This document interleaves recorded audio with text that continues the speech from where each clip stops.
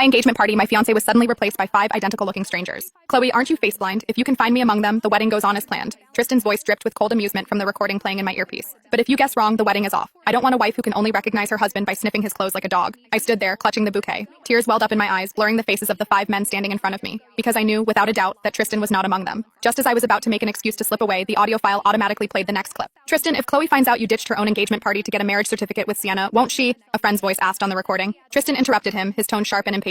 Sienna has late-stage cancer. Her last wish in this life is to marry me. How could I say no to her? As for Chloe, she's been chasing me for 10 years. She's too obsessed with me to ever break up over something like this. My heart shattered. The white roses in my hand slipped through my fingers, scattering across the polished floor. So, from the very beginning, Tristan never intended to marry me. If that was the case, I would gladly step aside. I raised my hand and pointed directly at one of the 5 men. Excuse me, I said, my voice shaking but clear. Would you marry me instead? The banquet hall erupted into a frenzy of whispers. The man I pointed at froze. Then a low chuckle escaped his lips as the other 4 men quickly backed away. Miss Vance, I am definitely not Tristan. I lowered my gaze, digging my fingernails deep into my palms. I know, but can you help me play along? I will pay you. Once this is over, if you want a divorce, I will agree immediately. The man stared at me for a long beat. Then, he pulled a sleek diamond ring from his pocket and slowly, deliberately, slid it onto my ring finger. Deal, he whispered. He leaned down, his voice brushing against my ear. But as for the payment, I'll decide the price later. A strange, inexplicably familiar scent drifted from him, but my mind was too chaotic to place it. The wedding will be in 7 days. I'll pick you up then. I blinked in surprise, but nodded anyway. After all, the sooner this nightmare ended, the better. By the time I managed to escape the prying questions of the guests, night had fallen. I returned to the penthouse I shared with Tristan. As expected, it was dead silent. He hadn't come home. I let out a long sigh, massaging my aching legs, and collapsed onto the sofa. I figured I should at least let him know.